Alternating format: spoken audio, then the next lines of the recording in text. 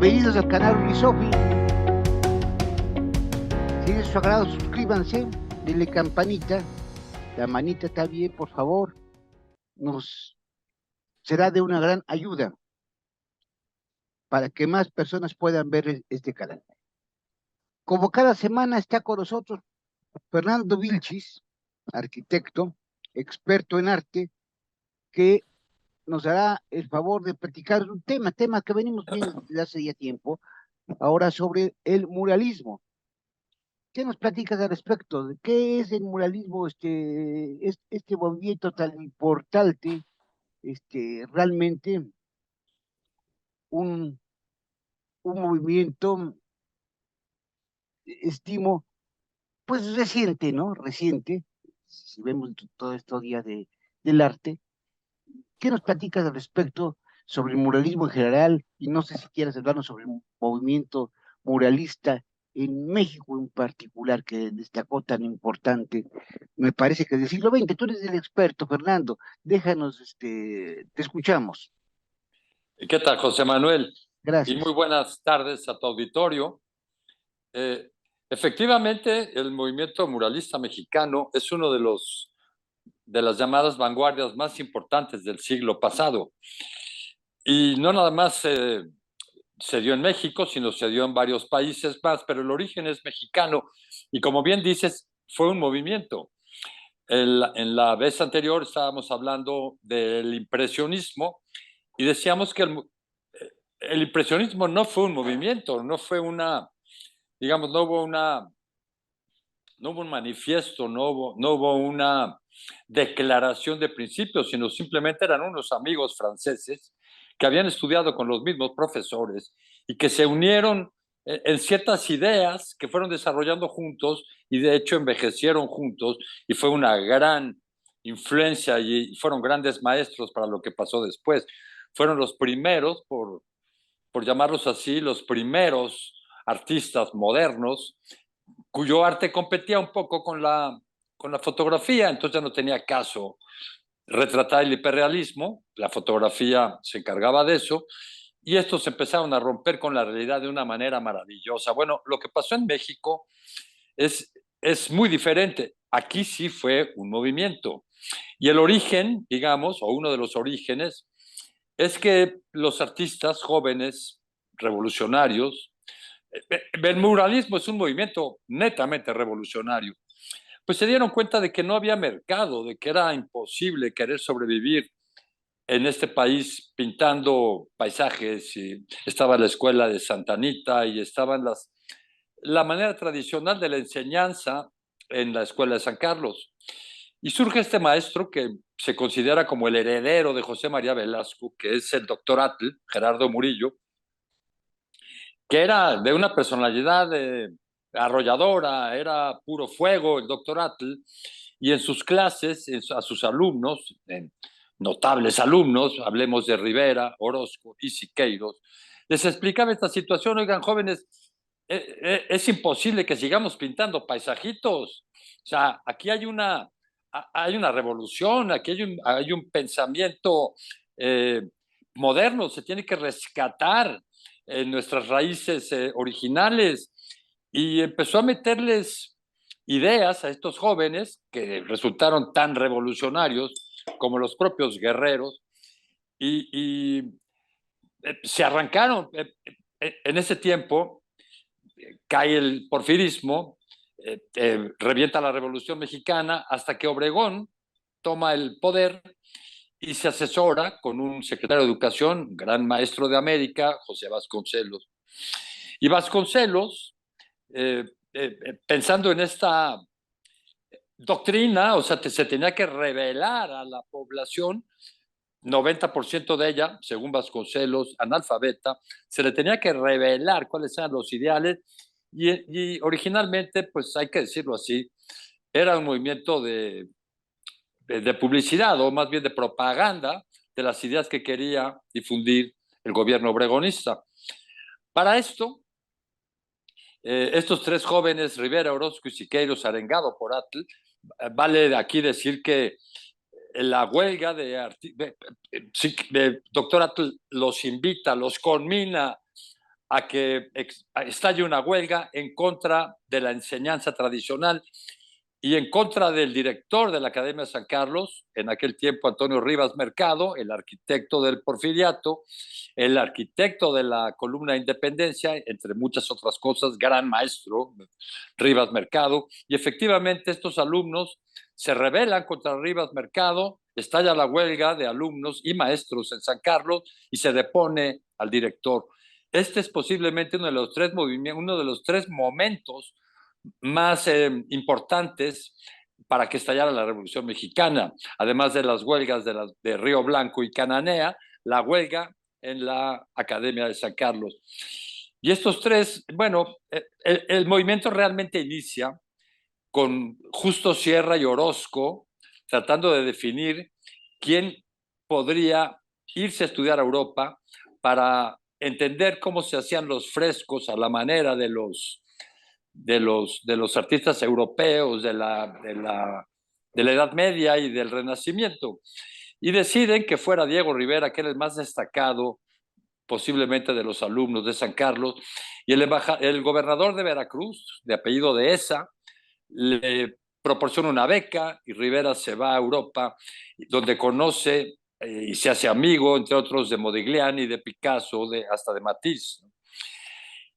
Regresa con todos estos conocimientos del fresco y pinta el auditorio de San Ildefonso, el auditorio de la Escuela Nacional Preparatoria, y ahí hace las primeras ideas. No se consideran esos murales todavía como muralismo, porque todavía no, más bien era una serie de retratos que hizo sobre los grandes líderes latinoamericanos. Ahí está pintado Bolívar y está pintado Sucre y algunos otros héroes americanos. Ya en forma comienza el muralismo ya con toda esa cuestión ideológica, cuando Vasconcelos les otorga los muros de la Escuela Nacional Preparatoria, de la actual San Ildefonso, para que ellos pintaran la realidad mexicana según sus propios ojos. Posiblemente el inicio ya franco del movimiento muralista se da cuando Rockefeller manda destruir. Digo, estos artistas tuvieron una gran influencia en el mundo. Rockefeller, para pintar el vestíbulo del Centro Rockefeller en Nueva York, estaba considerando hacerlo con Picasso, con Matisse o con Rivera. En aquel tiempo Diego Rivera era posiblemente el artista más importante del mundo. De hecho, fue el primer artista a que se le hizo una exposición individual en el Museo de Arte Moderno de Nueva York. Y a fin de cuentas, a pesar de que todos se habían negado, todos se negaron por digamos, la solicitud tan puntual que quería Rockefeller, o sea, quería algo por encargo. Total, Rivera acepta el encargo, pone sus propias condiciones, empieza a bocetear y convence a Rockefeller y empieza a pintar.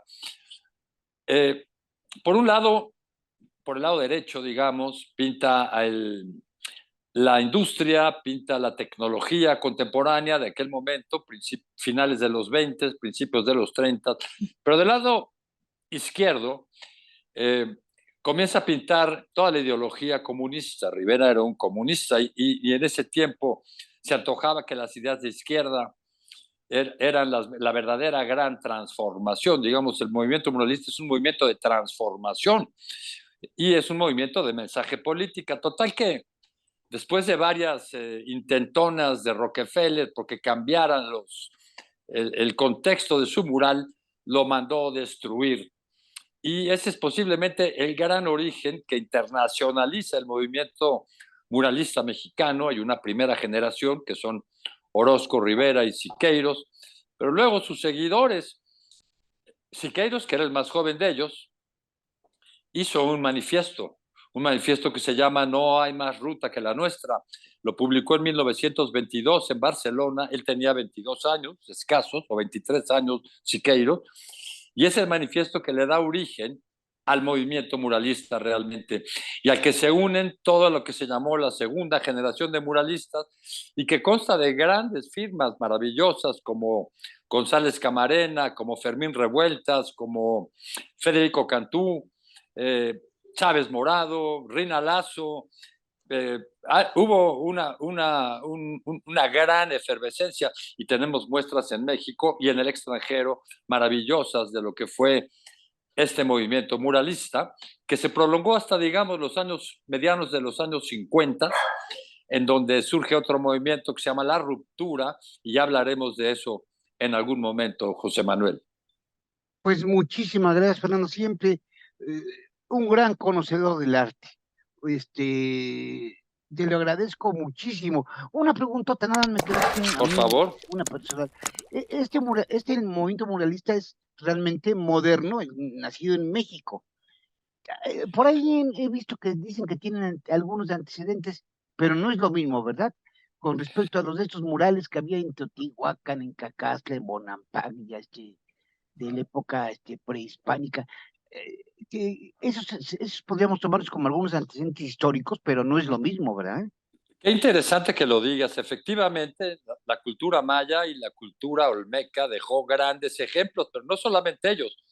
También durante el virreinato, pues tú has visto, no sé si Ujú. te ha tocado visitar la iglesia de Atotonilco, ahí en, Valle, en San Miguel Allende. Es una muestra maravillosa bueno, está pintada, le llaman la Capilla Sixtina de América. Es una muestra increíble, ya con temas filosóficos, más bien con temas bíblicos, también el Sagrario Metropolitano, Mm. pintado por Nicolás y Juan Rodríguez Juárez. En fin, el primero que pintó murales filosóficos, en donde también eran de cierta forma propagandísticos de las ideas de la iglesia, fue Juan Correa.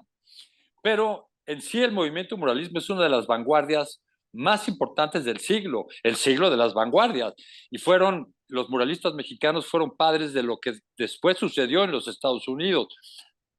Antes de llegar al expresionismo abstracto, los pintores anteriores, digo, de hecho Jackson Pollock estudió en el taller de Siqueiros. O sea, Siqueiros fue el maestro de Jackson Pollock, y no nada más de él, de toda una generación, digamos, en Estados Unidos, si tú estudias arte, si tú estudias historia del arte o historias artes aplicadas, el movimiento muralista es el origen, y lo reconocen los norteamericanos, es el origen de lo que sucedió en el siglo XX en la pintura norteamericana, y no nada más allá. También en Italia, los futuristas, digo, a partir de los impresionistas, surgen muchos diferentes movimientos, casi todos llevan el, el prefijo, el sufijo de ismos, y podemos hablar del expresionismo alemán y de los fauvistas franceses, y obviamente los muralistas mexicanos tienen un nicho o un altar muy importante dentro de la historia del arte del siglo XX. Es muy interesante lo que me mencionas, porque efectivamente no son los primeros. Ahora, hacer muralismo no quiere decir pintar una pared, ¿eh? Mm. Hacer muralismo habría que leer el, el, la doctrina siqueiriana, eso de que no hay más ruta que la nuestra. Bueno, pues se prestó para que rompieran los jóvenes. ¿Cómo me van a decir a mí, si soy artista, cómo me van a decir que no hay más ruta que la de este señor? Y ahí fue de donde se agarra Cuevas, rompe con Siqueiros y empiezan un tete a tete que acabó, digamos, conformando lo que vino después. O sea, los pintores que usaban tenis, iban a la universidad y pintaban abstracción, y también rompen con ellos otros artistas. Por ejemplo, Tamayo. Tamayo también les dijo, oigan, yo puedo pintar las paredes que ustedes quieran, pero los temas los escojo yo. A mí no me digan que yo tengo que hacer aquí política o tengo que hacer arenga social, porque yo soy artista y soy pintor. Digamos, fue un gran rebelde contra esta doctrina siqueiriana de no hay más ruta que la nuestra. Y luego ellos empezaron a pelear. Digamos, Siqueiros era un comunista de arraigo, digamos, puro, y Rivera era un comunista trotskiano, le dio inclusive asilo a Trotsky, mismo que aprovechó Siqueiros para ir a tirarle metralla a Trotsky, porque Siqueiros decía, yo no soy pintor, yo soy un militar, yo soy un revolucionario, y efectivamente lo era, ¿no? Es maravillosa la historia del muralismo mexicano y de cada uno de los muralistas, y valdría mucho la pena que en un futuro tocáramos ese tema, querido José Manuel. No, me encantará. Te lo agradezco muchísimo, Fernando. Además, tienes una gran erudición, un gran conocedor del arte, y son cosas que a veces no están ni planeadas, y lo estamos platicando, pero este programa realmente no tenemos, y yo no tenemos muy poco en estas cuestiones. Pues te lo agradezco muchísimo. Mira, te voy a dar un dato nada más. A mí, Dígame. mi tema principal siempre ha sido el mercado del arte, no tanto la crítica del arte. Sí. Un Siqueiros, que es un artista maravilloso, que tiene escritas más monografías en el mundo que pocos artistas tienen. Una obra de Siqueiros, una obra maestra de Siqueiros en el mercado actual, no rebasa escasamente los $200,000. Digo, cuando llegan a $200,000 es una gran sorpresa. Ha habido cuadros que han salido un poco más caros, pero digamos el promedio de Siqueiros anda por abajo de los $100,000. Cuando su estudiante, su alumno, Jackson Pollock, supera los $100 millones con mucha frecuencia en el mercado internacional.